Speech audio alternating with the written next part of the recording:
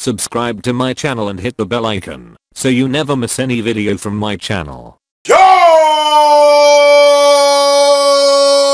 LCameraTV, make sure you like, subscribe, and share some cool things like Facebook and Reddit and Instagram and wherever else. And guys, don't forget to hit the bell notification, man. Hit the bell icon so you never miss a video.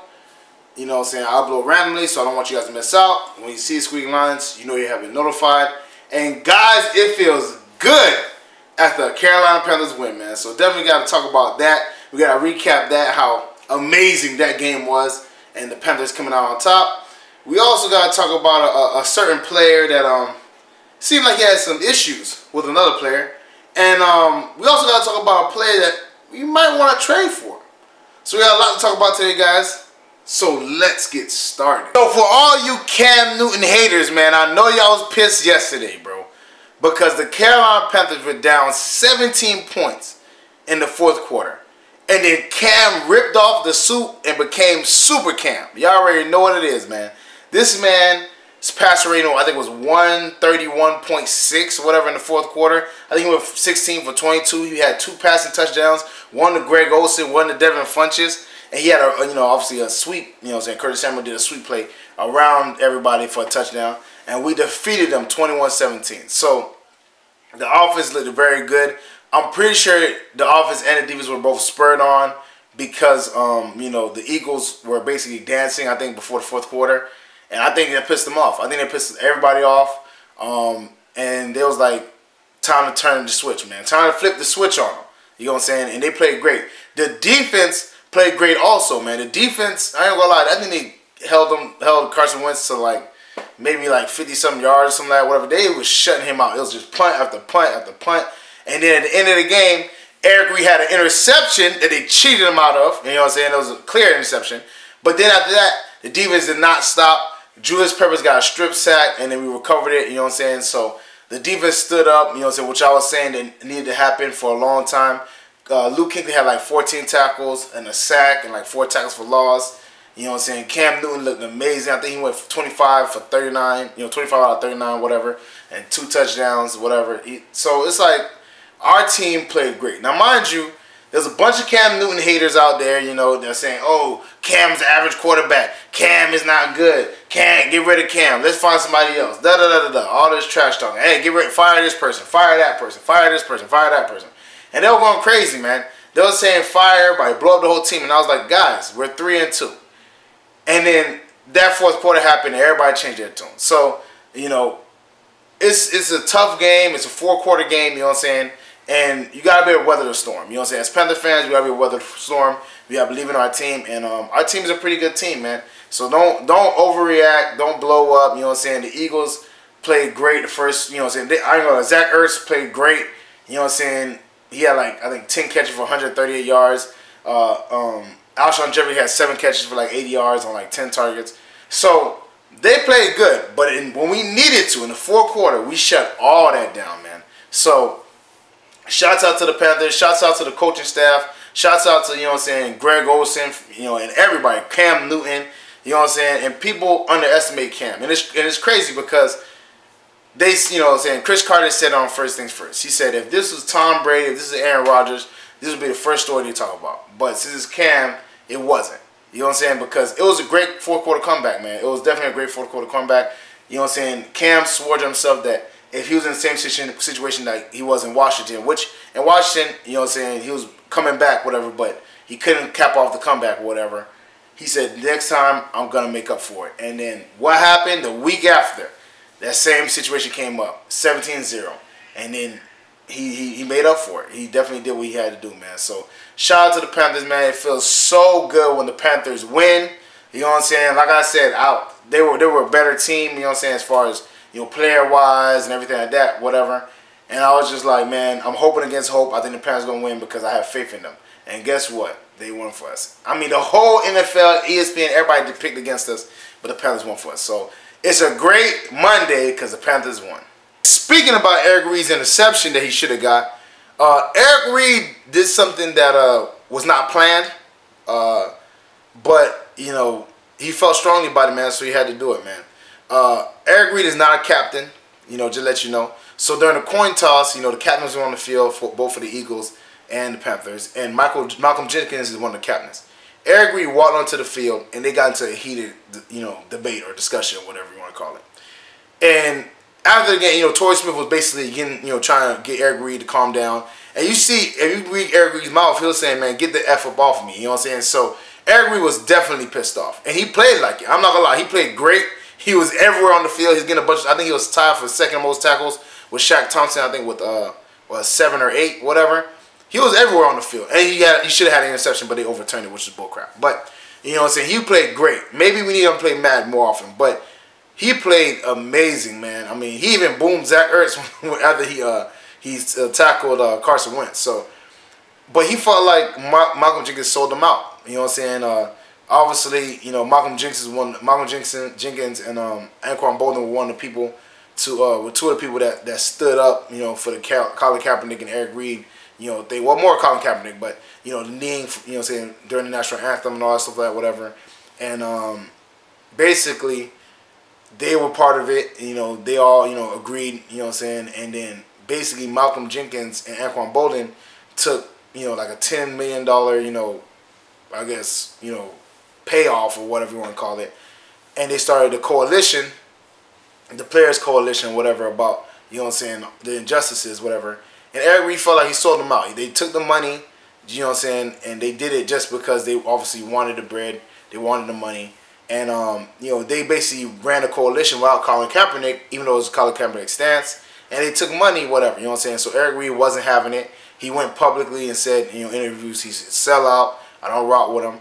And I mean, I don't really, you know, have a stance for this, whatever. I do think it was messed up if, you know, somebody else started a movement, whatever. You kind of basically, you know what I'm saying, you say you're a part of it, and then somebody comes and bribes you, and you follow, you know what I'm saying, you take the bribe, whatever. That's messed up. But, you know, obviously there's two sides to every story. You can't, you know, I can't just go off Eric Reid's side, but Eric Reid definitely was visibly upset, and he was not having it, man. So we don't know if this is gonna happen again. You know what I'm saying. But, you know, Eric Reid played great, and that's all I can say about that. Ron Rivera said he talked to him after the game about it. Hopefully he's not suspended or whatever. I don't think he will be. But, you know, definitely it was something that he was pissed off about, and I'm pretty sure, you know, the Panthers organization know that, hey, this is something he feels very strongly about. Now, mind you, you can't let him do whatever he wants either. But I think, you know what I'm saying, just talking to him will be, you know, enough. I don't think they should do anything drastic or whatever as far as that. So, you know, I rock Eric Reid. He played very well, you know what I'm saying. He was one of the best players, you know what I'm saying, yesterday or whatever. I think it was like the 5th best rated player on Pro Football Focus yesterday. So, as far as the defense goes. So, definitely, man, you know, Eric Reid was not having it, bro. He was not having it. He called Malcolm Jenkins a sellout, which is a very strong point, man. But he was not afraid of saying it. And supposedly, Colin Kaepernick, you know what I'm saying, agrees with him. So, hey, you know, obviously there might be some validity to what their statements was. But it was just a hectic game, man. I did not expect it. That's not one of the things I was talking about, whatever, you know what I'm saying. So, you know, it's getting really heated, man. It's getting really heated. But in other news, a certain baller wants to get traded.